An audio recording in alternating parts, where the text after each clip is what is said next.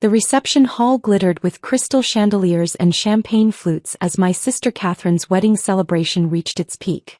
I stood near the dessert table, nursing a glass of sparkling water, watching my family work the room with practiced ease. Every few minutes, someone would glance my way with a mixture of pity and embarrassment, as if my mere presence was a social liability they had to manage. "That's Alexandra," I heard my Aunt Patricia whisper to a woman in an expensive pearl necklace. "Catherine's younger sister. Such a shame she couldn't make anything of herself. The family's tried everything, but some people just don't have ambition." I took another sip of water and checked my phone. 11:47 p.m. The Wall Street Journal Sunday edition went live online at midnight. My publicist had confirmed the embargo lift time 3 days ago. 13 minutes until the article published. Catherine appeared at my elbow, radiant in her custom wedding gown. Her smile was tight around the edges as she guided me slightly away from the main cluster of guests. "Alex, could you maybe stay near the back for the rest of the evening?" Her tone was apologetic but firm. Richard's parents are very traditional, very accomplished. His father is a federal judge, his mother is a hospital administrator. They're asking questions about you and it's just awkward. "Awkward," I repeated neutrally. "You know what I mean." Catherine glanced over her shoulder at her new in-laws, who were indeed watching us with poorly concealed curiosity. "They asked what you do and I didn't know what to say. You're 26 and you don't have a real job. You don't have an apartment, you barely own anything. It looks bad for the family." "I see. Mom suggested I tell people you're taking time to find yourself," Catherine continued, lowering her voice. "But Richard's mother is very practical. She doesn't understand finding yourself as a career choice. So I just said you were between opportunities. That sounds better than unemployed, right?" I smiled slightly. "Much better. Don't be like that." Catherine's expression shifted to frustration. "You could have tried harder, Alex. You have a degree from a good school. Dad offered to get you an interview at his firm. Uncle James said he could find you something in marketing. But you turned down every opportunity and now here we are at my wedding, and I have to explain why my little sister is a professional failure." "Is that what you told them?" I asked. "That I'm a professional failure?" Catherine had the grace to look uncomfortable. "I said you hadn't found your path yet. But yes, Richard's family is very success-oriented. They wanted to know about everyone's accomplishments. David just made vice president at his investment bank. Cousin Michelle is a partner at her consulting firm. And you're between jobs," I supplied. "Exactly." Catherine looked relieved that I understood. "So if you could just keep a low profile for the rest of the night, that would really help. Maybe leave before the after party? Richard's colleagues are all coming and they're all very successful." She swept away before I could respond, immediately resuming her role as the perfect bride, laughing at someone's joke with practiced charm. I checked my phone again. 11:51 p.m. 9 minutes. My mother materialized beside me, elegant in her mother-of-the-bride dress. "Alexandra, sweetheart, why are you hiding over here?" Her voice carried that particular tone of cheerful disappointment she'd perfected over the past few years. "Come meet some of Catherine's new family. Though perhaps don't mention the job situation. We're telling people you're exploring your options." "Exploring my options," I echoed. "That's creative." "Well, what should we say?" Mom's smile faltered. "That you've been unemployed for 3 years? That you spend all your time traveling to who knows where, doing who knows what? That would be honest. But it's not exactly impressive dinner conversation." "I suppose not. Your father and I have been very patient," Mom continued. "We supported you through college, we gave you time to figure out what you wanted. But at some point, darling, you need to actually do something. Look at Catherine, she's a senior marketing director at a Fortune 500 company. Look at your cousins, your friends from school. They all have careers, apartments, lives. What do you have?" I took another sip of water and didn't answer. Mom sighed. "Richard's parents asked about you. His father wanted to know what field you were in. I said you were in business development, which sounds respectable enough, but then his mother asked which company and I had to change the subject. It was mortifying, Alexandra.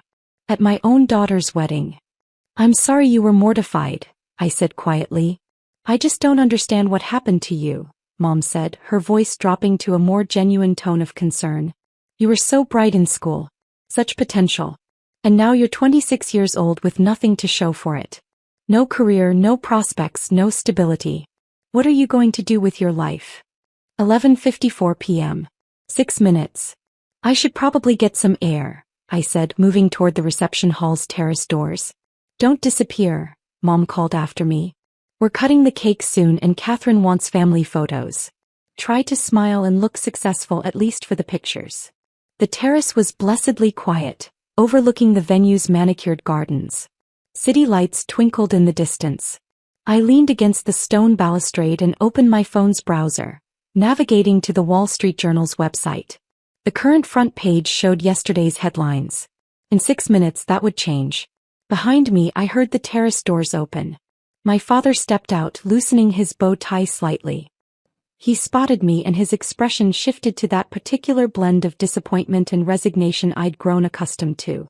Your mother sent me to find you, he said, joining me at the railing. She's worried you're going to leave early and make Catherine upset. I wouldn't want to upset Catherine on her special day, I said. Dad was quiet for a moment, staring out at the garden. You know, when you were younger I thought you'd be the one we'd be celebrating like this. You were always the smartest one. The most driven. I thought you'd take the business world by storm. Things don't always work out the way we expect. No, he agreed. They don't. But Alex, this isn't about expectations anymore. This is about basic responsibility. You're living off savings from a college graduation gift, staying in hostels and cheap hotels, doing God knows what with your time. That's not a life.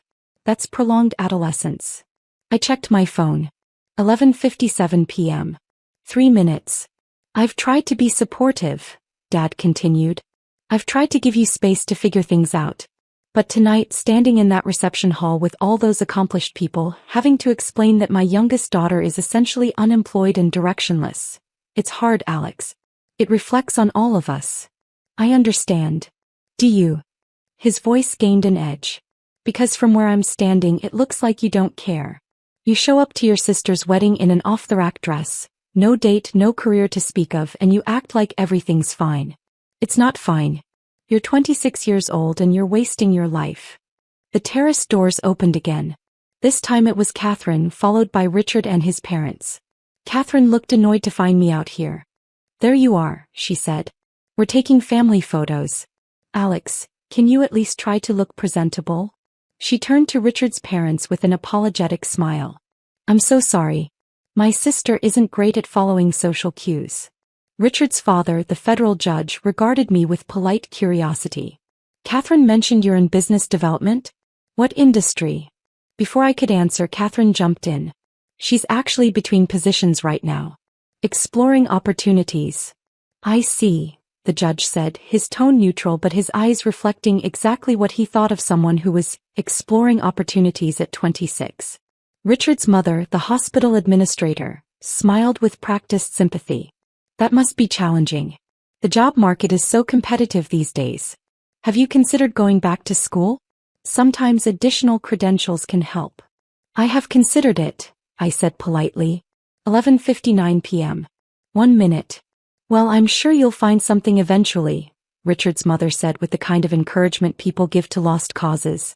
Catherine told us you've been traveling quite a bit? That must be nice, having the freedom to explore before settling down into a career.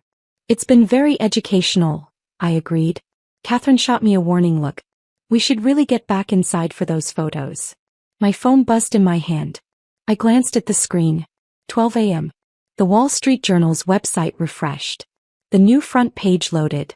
The main headline appeared in large, bold text. The Shadow Billionaire. How a 26-year-old built a tech empire in secret.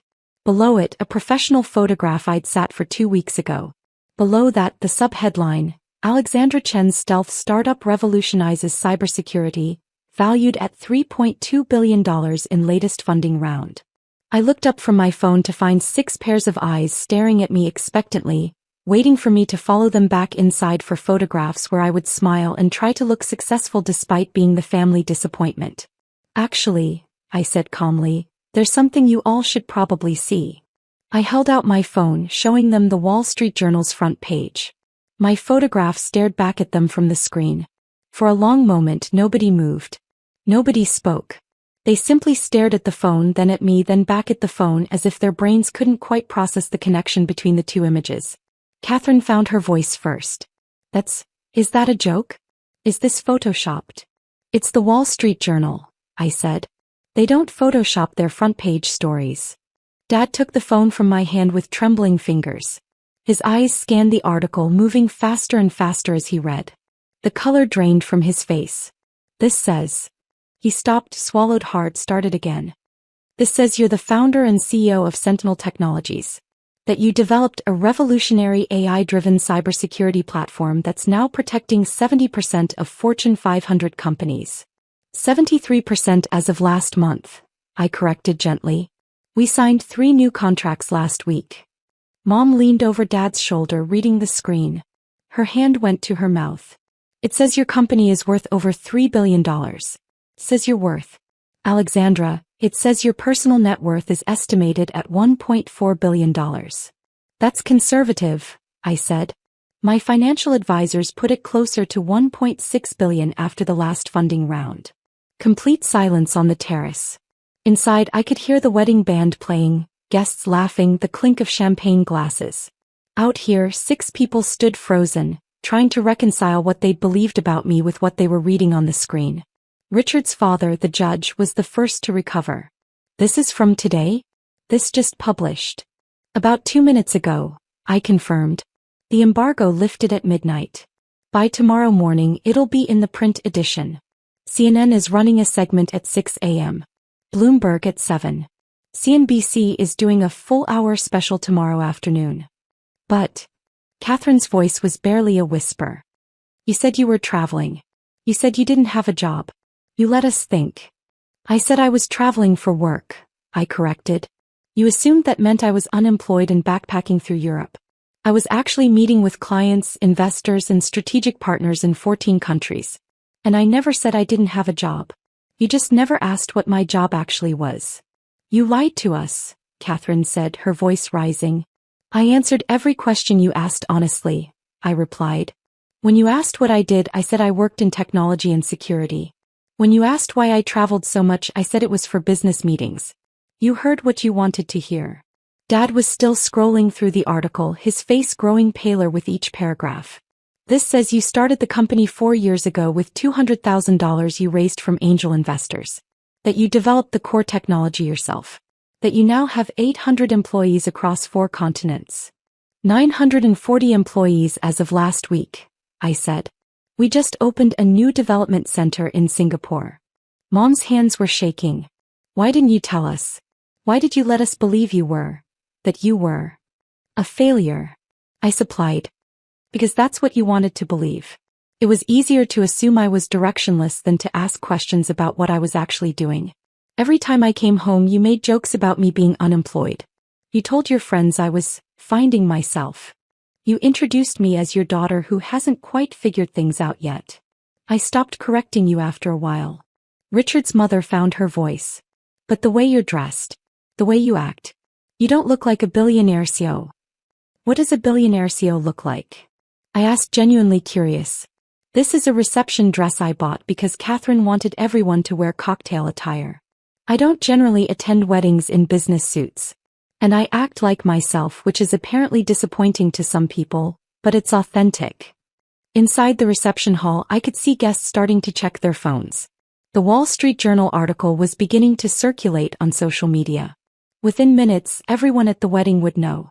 Catherine seemed to realize this at the same moment. Her face went from pale to red. Everyone's going to see this. Everyone's going to know that I told them you were unemployed. That we treated you like a failure, I finished. Yes, they're going to know that. You did this on purpose, Catherine said, anger breaking through her shock. You timed this to drop during my wedding. You're trying to ruin my special day. Your wedding is on Saturday, I said calmly. The Wall Street Journal always releases its Sunday edition at midnight on Saturday. I didn't choose the timing, the editorial calendar did. Though I admit the synchronicity is somewhat poetic. Dad was still holding my phone, still reading, his expression shifting between shock, confusion, and something that might have been shame. You testified before Congress last year. You met with the Secretary of Defense. You've advised the White House on cybersecurity policy. 3 times, I confirmed. Most recently about protecting critical infrastructure from state-sponsored attacks. And you never mentioned it, Mom said. Not once. You came home for Thanksgiving and let us make jokes about you needing to find a real job, and you never said a word. What would you have believed? I asked. If I'd told you at Thanksgiving that I was advising the White House, would you have taken me seriously? Or would you have assumed I was exaggerating, trying to make myself sound more important than I was? Neither of them answered. The terrace doors burst open. My cousin David appeared, phone in hand, eyes wide. Alex, tell me this isn't real. Tell me you didn't actually. He stopped, seeing everyone's faces. Oh my God. Real. You're actually a billionaire, I finished. Yes, David. I'm actually a billionaire. Behind him, more family members were emerging onto the terrace, all holding phones, all wearing expressions of shock and disbelief. Aunt Patricia, Uncle James, Cousin Michelle. They crowded around, voices overlapping. The Wall Street Journal says, your company is worth billions. You're on the Forbes list. How did we not know? I let them babble, watching the reality sink in.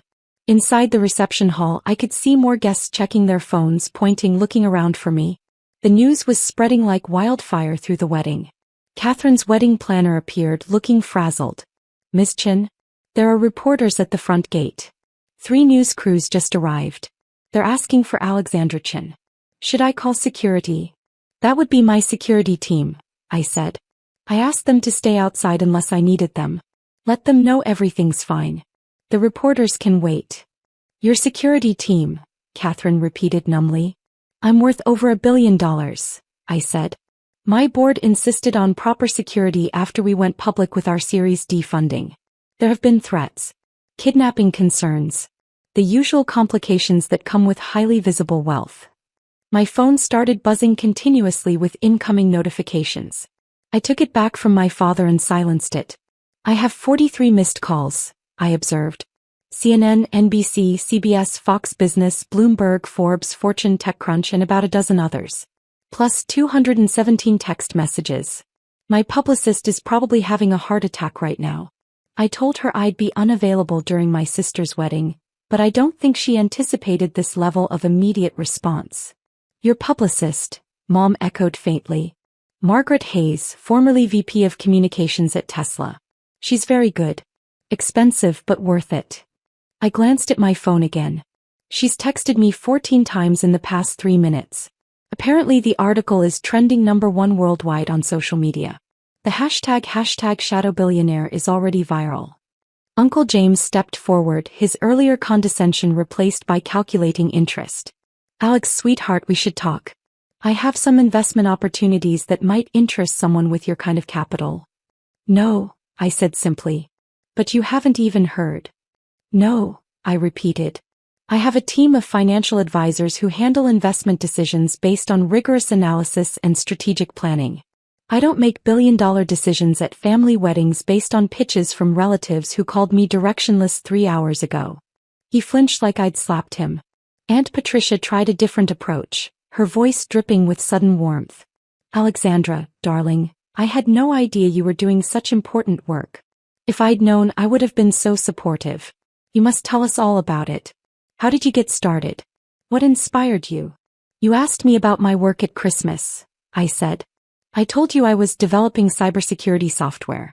You laughed and said that sounded like something teenagers do in their basements. So I stopped explaining. Her smile froze. Inside, the band had stopped playing. The wedding guests were clustering near the terrace doors, phones out, trying to get a glimpse of the suddenly famous family member. I could hear whispers, see pointing fingers. Catherine stood in the center of the terrace, still in her wedding gown, tears starting to stream down her face. You ruined it, she whispered. This was supposed to be my day. My moment. And you made it about you. I didn't make it about anything, I said. The Wall Street Journal published a major business story on its regular schedule. That's not something I controlled. But everyone's going to remember this wedding as the night your sister turned out to be a secret billionaire, Catherine said, her voice breaking. Not as my special day. As the night you revealed you were better than all of us. I'm not better than anyone, I said quietly. I'm just successful at something you didn't bother to ask about. Richard stepped forward, putting a protective arm around Catherine. His earlier friendly demeanor had vanished, replaced by something harder. I think you should leave. You've caused enough disruption. I was planning to leave anyway, I said. After the family photos Catherine insisted on. But under the circumstances, I don't think those will be happening. No, Catherine said bitterly. They won't. Get out, Alex. Go back to your billion-dollar company and your secret life and leave us alone. I nodded slowly. Hey. Congratulations on your marriage, Catherine. I hope it's everything you dreamed of. I walked toward the terrace doors. The crowd of guests parted like water, everyone staring, phones still recording. I could imagine the social media posts already being crafted. Was at a wedding when we discovered one of the guests was a secret billionaire. My father's voice stopped me at the doors. Alexandra. Wait. I turned.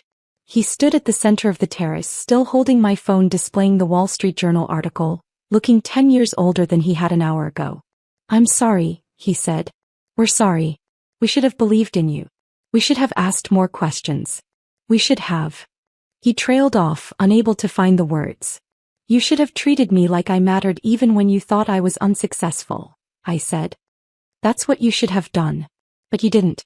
You measured my worth by your definition of success, and when I didn't meet it, you decided I was worth less than the rest of the family. That's not fair, Mom protested. We were trying to motivate you. You were trying to shame me into conforming to what you thought my life should look like, I interrupted. There's a difference. Motivation comes from belief. What you gave me was disappointment dressed up as concern. I opened the terrace doors. Outside, I could see my security team moving into position. The black SUVs were pulling up to the front entrance. News vans lined the street beyond the venue gates. The thing about being dismissed and underestimated, I said, addressing the entire family gathered on that terrace, is that it teaches you who people really are when you have nothing they want. Now that you know I have something you want, money, connections, success, you'll all suddenly remember that you always believed in me, that you always saw my potential, that you were always supportive. I met my father's eyes. But I'll remember tonight. I'll remember that when you thought I was nobody, you treated me like I was nobody. And that tells me everything I need to know about what your support is worth. I walked through the reception hall. Guests pressed back against the walls watching me pass. Some tried to speak. Alexandra, wait, I wanted to talk about. But I kept walking. At the front entrance, Marcus, my head of security, was waiting with two of his team. Miss Chen. We have a situation. Multiple news crews, approximately 50+ photographers and a crowd of onlookers. We can take you out the back service entrance if you prefer to avoid them. No, I said. I'll go out the front. Are you sure? It's going to be chaotic. Let them see me, I said. Let them get their photos. The article's already out. There's no point in hiding. Marcus nodded and spoke into his radio. Primary is moving to front exit. Everyone in position. The doors opened and I stepped into a wall of camera flashes and shouted questions. Miss Chen, how does it feel to be exposed as a billionaire?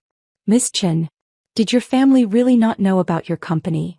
Miss Chen, can you comment on reports that you're the youngest female tech billionaire? Miss Chen, is it true you started your company in a garage? I paused at the top of the steps, security forming a protective semicircle around me. Behind me I could see wedding guests crowding the windows, filming on their phones. Catherine's special day had indeed become about something else entirely. I'll make one statement, I said, my voice cutting through the chaos. The reporters fell silent, cameras focusing. I built my company over 4 years through hard work, innovative technology, and an exceptional team. I chose to keep my success private because I valued my privacy and wanted to focus on the work rather than the publicity. The Wall Street Journal article reveals details about my company and my journey. That's all I have to say tonight. Thank you. But Miss Chen, what about your family?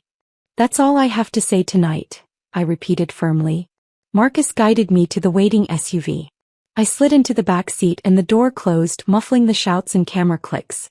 The vehicle pulled away from the venue, security car in front, second security car behind. My phone buzzed again. I looked at the screen. Margaret had sent a message. You're trending in 47 countries. CNN wants you live at 6 a.m. Fox Business is offering a primetime special. Forbes wants to move your cover feature to next week's issue.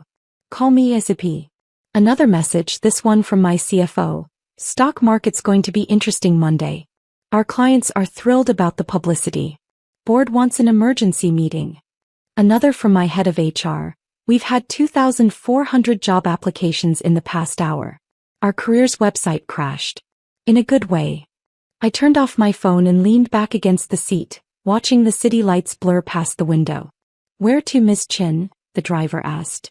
Your hotel. The office, I said. I have a feeling Monday is going to be intense. I should prepare. It's after midnight on Saturday, Marcus pointed out. You should rest. I'll rest tomorrow, I said. Tonight I need to think. The SUV headed toward downtown, toward the gleaming high-rise that housed Sentinel Technologies headquarters. My company. My creation. The thing I'd built while my family dismissed me as directionless. My phone buzzed one more time before I could fully shut it down. A text from Catherine. I hate you for this. I stared at the message for a long moment, then replied, I know. I'm sorry it happened at your wedding. But I'm not sorry for my success. I added one more line. I hope someday you'll be proud of me instead of embarrassed by me. But if not, I'll be okay. I don't need your approval anymore. The message delivered. I turned off the phone completely. Through the SUV's window I could see my reflection in the glass. Same person I'd been this morning. Same person I'd been 4 years ago when I'd started this journey. The only thing that had changed was that now everyone else knew what I'd been doing while they weren't paying attention. The SUV pulled into the underground garage of my building. I took the private elevator to the top floor, where my office occupied the entire corner suite. Floor-to-ceiling windows overlooked the city. My awards and patents lined one wall. Photos with world leaders and industry icons hung on another. This was my real life. The one my family never bothered to ask about. I sat at my desk and opened my laptop. Email inbox. 1,847 unread messages. Slack notifications. 492. Calendar requests. 63. Tomorrow I would deal with all of it. The interviews, the publicity, the sudden flood of people who wanted a piece of my story. Tonight, I let myself feel what I'd been holding back on that terrace at Catherine's wedding. Not triumph. Not vindication. Just a quiet, tired sadness that it had come to this. That my family's love and respect had been conditional on their perception of my success. That they'd only valued me once the world told them I was valuable. But also something else. Something stronger. Relief. Relief that I no longer had to pretend. Relief that I could finally stop answering vague questions with vaguer answers. Relief that I'd proven, at least to myself, that I didn't need their belief to succeed. The city stretched out below my windows, millions of lights twinkling in the darkness. Somewhere out there, Catherine's wedding was probably still going, guests gossiping about the dramatic revelation. Somewhere out there, my parents were trying to process how they'd gotten everything so wrong. Somewhere out there, news fans were preparing their morning segments about the shadow billionaire who'd been hiding in plain sight. And here in this office, surrounded by evidence of what I'd built while they weren't watching, I finally let myself acknowledge the truth. I didn't need them to believe in me anymore. I'd learned to believe in myself. And that, in the end, was worth more than all the family approval in the world. My phone, despite being turned off, somehow buzzed one final time. A message that must have been delayed in delivery. From my father. I don't know how to fix this, but I want to try. Please. I stared at the message for a long time.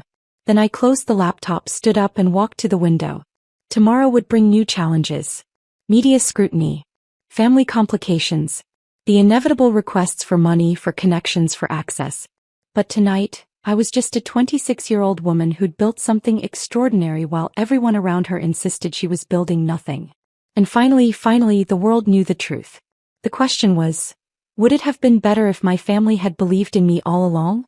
Or was this hard-earned, self-sufficient, independently validated success, somehow more meaningful because I'd achieved it without their faith? I didn't have an answer.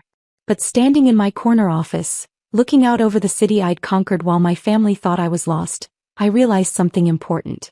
I didn't need an answer. I just needed to keep building. And tomorrow that's exactly what I would do.